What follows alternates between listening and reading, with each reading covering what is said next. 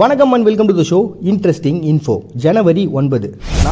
நானும் என்னடா இந்தியாவுக்கு எந்த செலிப்ரேஷனும் வரலையே அப்படின்னு சொல்லிட்டு நினச்சிருந்தேன். அப்போ தான் பார்த்தீங்கன்னா நான் ரெசிடென்ட் இந்தியன் டே அப்படின்னு சொல்லிட்டு இன்றைக்கி ஒன்று செலிப்ரேட் பண்ணுறோம். இது எதுக்காக செலிப்ரேட் பண்ணுறோம் அப்படின்னு பார்த்தீங்கன்னா, நம்ம ஊரில் ஃபெசிலிட்டிலாம் கொஞ்சம் கம்மியாக இருக்குது. வெளிநாட்டில் போய் படித்தோம் அப்படின்னா இன்னும் நிறைய விஷயங்கள் நம்மளால் லேர்ன் பண்ணிக்க முடியும். இன்னும் நம்ம நாட்டோட வளர்ச்சிக்கு வந்து பெரிய சப்போர்ட்டிவாக நம்மளால் இருக்க முடியும் அப்படின்ற ஒரு எண்ணத்தில் இங்கேருந்து வெளிநாட்டில் போய் படிக்கக்கூடியவங்க நம்ம நாட்டோட வாழ்வாதாரத்துக்கு ஏற்ற மாதிரி நம்மளுடைய குடும்பத்தை வந்து உயர்த்தணும் அப்படின்னா நம்ம கொஞ்சம் அதிகமாக சம்பாதிச்சாகணும். அதுக்கு இந்த நாட்டை விட்டு நம்ம வெளிநாட்டுக்கு போனால் கொஞ்ச நாள்லேயே நிறைய சம்பாதிச்சிட்டு வந்துடலாம் அப்படின்னு சொல்லிட்டு இந்த நாட்டிலேருந்து வெளிநாட்டுக்கு போவாங்க. அங்கேயும் பார்த்தீங்கன்னா உண்மையாக அவங்க ரொம்ப பெரிய கஷ்டத்தை தான் அனுபவிப்பாங்க. என்னென்னா நம்ம சொந்த பந்தங்கள்லாம் விட்டுட்டு வாழ்ந்த சூழ்நிலாம் விட்டுட்டு அங்கே போயிருப்பாங்க. தினமும் பார்த்த முகங்கள் திடீர்னு எழுந்து பார்த்தோம்னா இருக்காது. புது உலகத்தில் இருக்காமல் இருக்கும், மொழிகள் மாறி இருக்கும், சுற்றி இருக்கக்கூடிய அட்மாஸ்பியர் மாதிரி இருக்கும், சாப்பாடு மாதிரி இருக்கும். இப்படி பல பிரச்சனைகள் கடந்து அவங்க எதுக்காக இருக்கிறாங்கன்னா தன்னுடைய குடும்பத்துக்காக தான். அப்படிப்பட்டவங்களை வந்து சிறப்பிக்கணும் அப்படின்ற ஒரு காரணத்துக்காகவும், அட் த சேம் டைம் பல வருடங்களுக்கு முன்னாடி நம்மளுடைய இந்திய வம்சாவளியிலேருந்து அப்படியே அங்கே போயிட்டு புலம்பெயர்ந்து அங்கே தங்கியிருப்பாங்க இல்லையா, அப்படிப்பட்டவங்களுக்கு இந்த மாதிரி ஒட்டு மொத்தமாக சேர்த்திங்க அப்படின்னா கிட்டத்தட்ட 20 மில்லியன் மக்கள் உலகம் முழுக்க இந்தியாவிலேருந்து போனவங்களாம் வாழ்ந்துட்டு இருக்காங்க அப்படின்னு சொல்லிட்டு ஒரு சர்வே சொல்லுது. இது சீனாவுக்கு அடுத்தபடியாக இந்தியாவில் இருக்கவங்க தான் இந்த மாதிரி அதிகமாக வாழ்ந்துட்டு இருக்காங்கன்ற ஒரு சர்வேவும் வந்து வெளில விட்டுருக்காங்க. அந்த நாடுகளில் வந்து பார்த்திங்கன்னா நிறைய விஷயங்களை திறம்பட செஞ்சு அங்கே ஒரு பெரிய பேரெலாம் வாங்கியிருப்பாங்க. அப்படிப்பட்டவங்களை பாராட்டி நீங்கள் எல்லாருமே வெளிநாட்டு வாழ் இந்தியர்கள் தான், இந்தியர்கள்ன்றதை மட்டும் மறந்துடாதீங்க அப்படின்னு சொல்லி அவங்களுக்கு சப்போர்ட்டிவாக இருக்கக்கூடிய ஒரு நாளாக அவங்களுக்கு விருதுகள்லாம் வழங்கியிருக்காங்க. அதுலேயும் குறிப்பாக சொன்னால் நமக்கு சுந்தர் பிச்சை அப்படின்றது நமக்கு எல்லாருக்கும் தெரியும், இங்கேருந்து போனவர் தான், வெளிநாட்டில் வேலை செய்கிறாரு, இருந்தாலும் இந்தியாவில் இருக்கார்ல. அந்த மாதிரி இந்த நாளை எதுக்காகப்பா சூஸ் பண்ணியிருக்காங்க அப்படின்னு நீங்கள் பார்த்தீங்கன்னா, மகாத்மா காந்தி அவர்கள் வந்து சவுத் ஆஃப்ரிக்கா போயிட்டு இந்தியாவுக்கு ரிட்டர்ன் ஆன நாள். கிட்டத்தட்ட 21 வருஷம் அவர் அங்கே வாழ்ந்திருக்காரு. 1893 பார்த்தீங்கன்னா இங்கேருந்து தென்னாப்பிரிக்காவுக்கு லா படிக்கிறதுக்காக போனார். அவர் எதுக்காக போனார் அப்படின்னு பார்த்தீங்கன்னா, அவங்களோட உறவினர் ஒருத்தருக்கு வந்து அந்த குஜராத்தில் வந்து படித்து காட்டுறதுக்கு ஒரு பர்சன் தேவைப்பட்டாங்க. அதனால் அவர் இங்கேருந்து அங்கே போனார். ஸோ அப்படியே லா படிச்சுட்டு இருக்க அந்த சமயத்தில் பார்த்தீங்கன்னா அங்கேயும் வந்து பிரிட்டிஷ்காரங்க ஆக்கிரமிப்பு பண்ணியிருந்தாங்க இல்லையா. அந்த சமயத்தில் நம்ம ஊரில் இருந்தவங்களும் அந்த ஊரில் வாழ்ந்துகிட்டு இருந்தாங்க. அதில் ரொம்ப குறிப்பிடத்தக்க ஒரு பர்சன் தான் பார்த்தீங்கன்னா தில்லையாடி வள்ளியம்மை அப்படின்னு சொல்லிட்டு. அவங்களுக்கு 16 வயசு தான். அந்த சமயத்தில் என்ன நடந்தது அப்படின்னா, அவங்க ஒரு சட்டத்தை போடுறாங்க பிரிட்டிஷ்காரங்க. அதாவது நம்மளுடைய கிறிஸ்டியானிட்டி சம்மந்தப்பட்ட ஒரு திருமணம் மட்டும்தான் செல்லும், மற்ற மதம் சார்ந்தவங்களுடைய திருமணம் வந்து அவங்களுடைய வழிபாட்டு முறைக்கு ஏற்ற மாதிரி செல்லாது அப்படின்னு சொல்லி ஒரு விஷயத்த சொல்லிட்டாங்க. இதனால் வந்து கொதிச்சு போய் அவங்க போராட்டத்தில் இறங்குறாங்க. அப்படி போராட்டத்தில் இறங்கக்கூடியவங்க தான் நம்ம தில்லையாடி வள்ளியம்மை அப்படின்றவங்க. அவங்க வந்து இறந்தும் போனாங்க. அதுக்கப்புறம் பார்த்தீங்கன்னா நாகப்பன் சொல்லிட்டு கடலூரை சார்ந்த ஒரு பர்சனு. இவங்களுடைய இறப்பெல்லாம் பார்த்தீங்கன்னா தான் மகாத்மாவுக்கு ஒரு பெரிய போராட்டத்து மேலே ஒரு ஈடுபாடே உருவாக்க ஆரம்பிக்குது. அதுலேயும் பார்த்தீங்கன்னா தில்லையாடி வள்ளியம்மையினுடைய அந்த வாழ்க்கை முறை தான் அவருக்கு மிகப்பெரிய தாக்கத்தை ஏற்படுத்தி அவர் இங்கே வந்து இந்த போராட்டத்தை தொடர்ந்து பண்ணுறதுக்கான ஒரு சாத்தியக்கூறாக அமைஞ்சுது. ஸோ இப்படிப்பட்ட ஒரு பெரிய மாற்றத்தோடு மகாத்மா காந்தியடிகள் அங்கேருந்து இங்கே வந்த அந்த நாளை தான் பார்த்தீங்கன்னா இந்த நாளாகவும் சூஸ் பண்ணியிருக்காங்க. அப்படி கொண்டாடக்கூடிய ஒரு நாளாக தான் பார்த்தீங்கன்னா நான் ரெசிடென்ட் இந்தியன் டே அப்படின்னு சொல்லிட்டு செலிப்ரேட் பண்ணுறோம் இந்தியாவில் ஜனவரி 9. அடுத்ததாக பார்த்தீங்கன்னா இன்டர்நேஷ்னல் கோரியோகிராஃபர் டே அப்படின்னு சொல்லிட்டு ஒன்று செலிப்ரேட் பண்ணுறோம். டான்ஸ் அப்படிங்கிறது ஒரு பெரிய விஷயங்க. நிறைய பேர் வந்து நம்ம சொல்லுவோம், டே ஆணவத்தில் ஆடாதரா, டே பணம் வந்துருச்சுன்னு ஆடாதரா அப்படின்னு. எல்லா விஷயங்களுக்கும் ஆடாதரான்ற ஒரு வார்த்தையை யூஸ் பண்ணுவோம். காரணம் என்னென்னா அது ஒரு மிகப்பெரிய ஒரு enjoyment. At the same time மிகப்பெரிய கோவத்தினுடைய வெளிப்பாடாக கூட டான்ஸ் இருக்கும். அதுதான் பார்த்திங்கன்னா இந்த ருத்ரதானம் சொல்லி இந்து மதத்தில் நம்ம சிவனுடைய நடனத்தை கூட குறிப்பிடுவோம். இந்த மாதிரி இந்த நடனம் எப்போ உருவாச்சு அப்படின்னு நீங்கள் பார்த்தீங்கன்னா கிட்டத்தட்ட 10,000 வருஷத்துக்கு முன்னாடியிலேருந்தே இருக்குது அப்படின்ட்டு. அதுலேயும் பார்த்தீங்கன்னா கிறிஸ்து பிறப்பதுக்கு 3300 வருடங்களுக்கு முன்னாடி, அதுவும் இப்போதுலேருந்து கேல்குலேட் பண்ணிங்கன்னா 5300 வருஷத்துக்கு முன்னாடியிலேருந்து பார்த்தீங்கன்னா குகை ஓவியங்களை வந்து கண்டுபிடிச்சாங்க மத்திய பிரதேசத்தில்.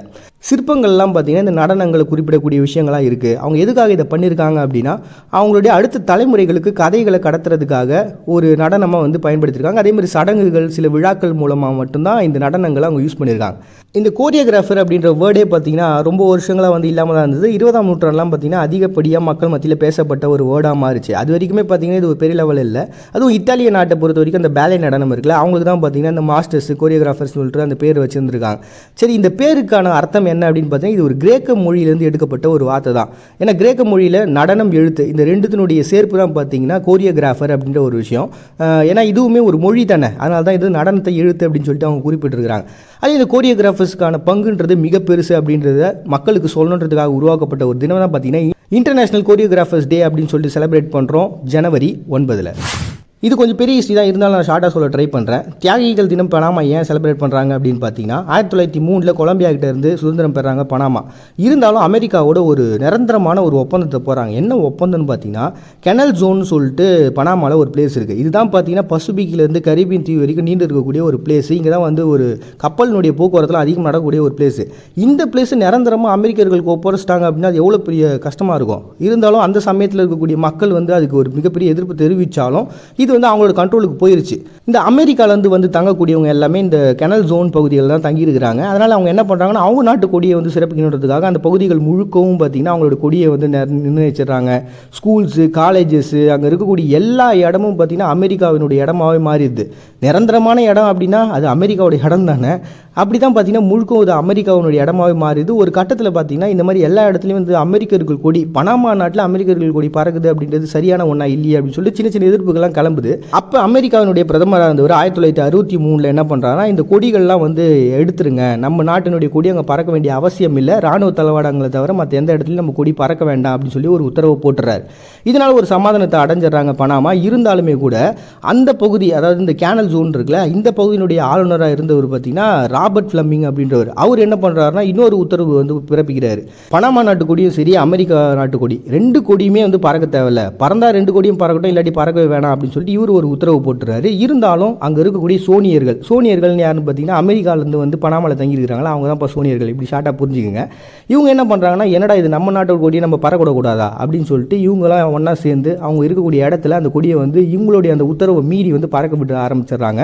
பல்போவா அப்படின்னு சொல்லிட்டு ஒரு ஸ்கூல் ஒன்று, அந்த ஸ்கூல் பக்கத்தில் இந்த நிகழ்வுகள் நடந்துட்டு இருக்கு. இந்த மாதிரி கொடி பறக்கிறத பார்த்தோன்னே அந்த ஸ்கூல் ஸ்டூடெண்ட்ஸ் என்ன பண்ணுறாங்கன்னா புரட்சியில் ஈடுபட ஆரம்பிக்கிறாங்க. அங்கே இருக்கக்கூடிய டீச்சர்ஸ்ட்டு மற்ற எல்லாத்தையும் இந்த இன்ஃபர்மேஷன் சொல்லிடுறாங்க. இந்த மாதிரி நம்ம நாட்டுக்கு எதிராக சில விஷயங்கள் நடக்குது, அதை நம்மளும் எதிர்த்து போராடி தானே ஆகணும் அப்படின்னு சொல்லிட்டு அவங்களுக்கு அந்த விஷயங்களை வந்து புரிய வச்சுட்டு அதுக்கப்புறம் இவங்க அந்த புரட்சியில் ஈடுபட ஆரம்பிக்கிறாங்க. இவங்க என்ன பண்ணுறாங்கன்னா இவங்க நாட்டோடைய அந்த பனாமா கொடியும் தூக்கிட்டு போய் அந்த இடத்துல ஏற்றலாம் அப்படின்னு சொல்லிட்டு போகிறாங்க. இப்போ இந்த ரெண்டு டீம் இருக்கு இல்லையா, இங்கே சோனியர்கள், இந்த பக்கம் பனாமா, இவங்க ரெண்டு பேரோட டீமுக்கும் வந்து பிரச்சனை வந்து உருவாக ஆரம்பிக்குது. அந்த சமயத்தில் அந்த ராணுவம் வந்து தடுக்கவும் ட்ரை பண்ணுறாங்க. ஆனால் முடியல, ஒரு பெரிய பிரச்சனையாக போகுது. கிட்டத்தட்ட 28 பேர் இறந்து போகிறாங்க. போர் வீரர்கள் இறந்து போனாலே அது ஒரு மிகப்பெரிய பிரச்சனையாக பார்க்கப்படும். இங்கே வந்து பார்த்தீங்கன்னா ஸ்கூல் ஸ்டூடெண்ட்ஸ்லாம் சண்டை போட்டு இறந்துருக்காங்க, கிட்டத்தட்ட 28 பேர்.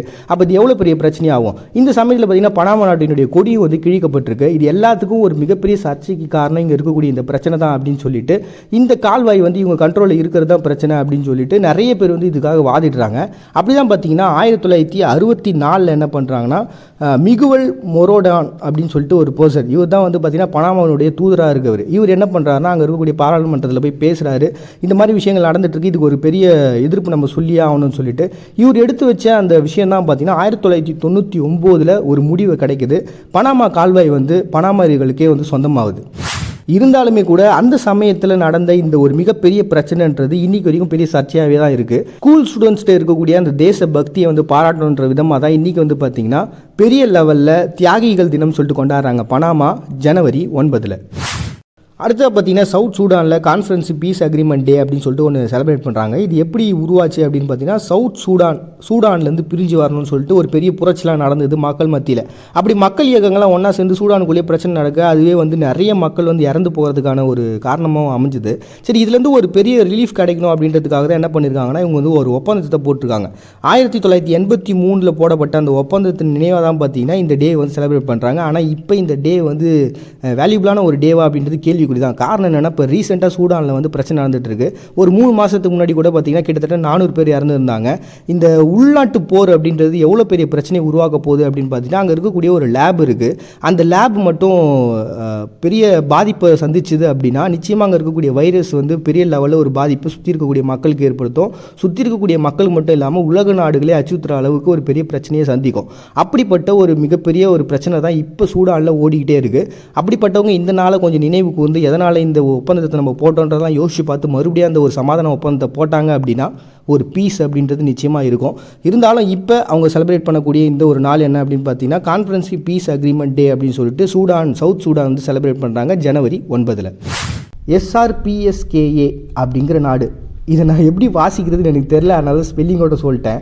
இந்த நாடோட குடியரசு தினமாக இன்றைக்கி வந்து கொண்டாடுறாங்க. இந்த நாடோடைய வரலாறு நம்ம சொல்லணும்னா அது பின்னி பிணைஞ்சி ஒரு 3 மாதம் ஆகும்னு நினைக்கிறேன். அந்தளவுக்கு ஒரு பெரிய வரலாறுலாம் வச்சுருக்காங்க. இருந்தாலும் ஷார்ட்டாக சொல்ல ட்ரை பண்ணுறேன்.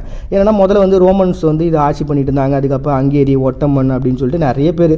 இது எல்லாத்தையும் ஷார்ட்டாக சொல்லணும் அப்படின்னா ஒரு நாடு வந்து இன்னொரு நாட்டை ஆள போகிறாங்க அப்படின்னா அவங்களுடைய கலாச்சாரமும் சரி, அவங்களோட வழிபாட்டு முறையும் சரி இந்த நாட்டுக்கு போகும். அப்போ இந்த நாட்டில் இருக்கவங்க எதிர்ப்பாங்க, அப்படியே வந்து புரட்சிகள் உருவாகும். இப்படி தான் பார்த்தீங்கன்னா நிறைய பிரச்சனைகள் அப்படின்றது பல வருஷங்கள் தொடர்ந்து நடந்துகிட்டே இருக்குது. கிட்டத்தட்ட 2 மில்லியன் மக்கள் இதனால் வந்து இறந்து போகிறாங்க அப்படின்னு சொல்லிட்டு ஒரு வரலாற்று குறிப்பும் இருக்குது.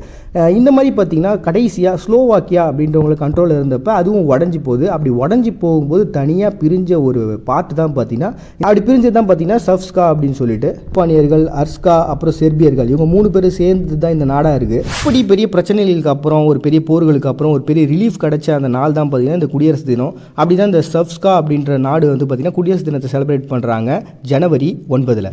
வரலாற்றை நம்ம எடுத்து பார்த்தோம்னா யாரோட பேச்சையும் கேட்காம புதுசாக ஒரு பாதையை சூஸ் பண்ணவங்க தான் பார்த்திங்கன்னா மிக சிறந்த தலைவர்கள் ஆகிறாங்க. ஆனால் நம்மளை மட்டும் பார்த்திங்கன்னா சொல்கிற பேச்சை கேளு அப்போ தான் நீ உருப்படுவ அப்படின்னு சொல்கிறாங்க. இது எந்த விதத்தில் நியாயம் தான் தெரியல. மறுபடியும் எல்லாரையும் நாளைக்கு வந்து சந்திக்கிறேன். அது வரை உங்கள்கிட்ட விடைபெறுது. நான் உங்கள் பாண்டியன். நீங்கள் பார்த்துட்டு இருக்க இந்த நிகழ்ச்சி இன்ட்ரெஸ்டிங் இன்ஃபோ.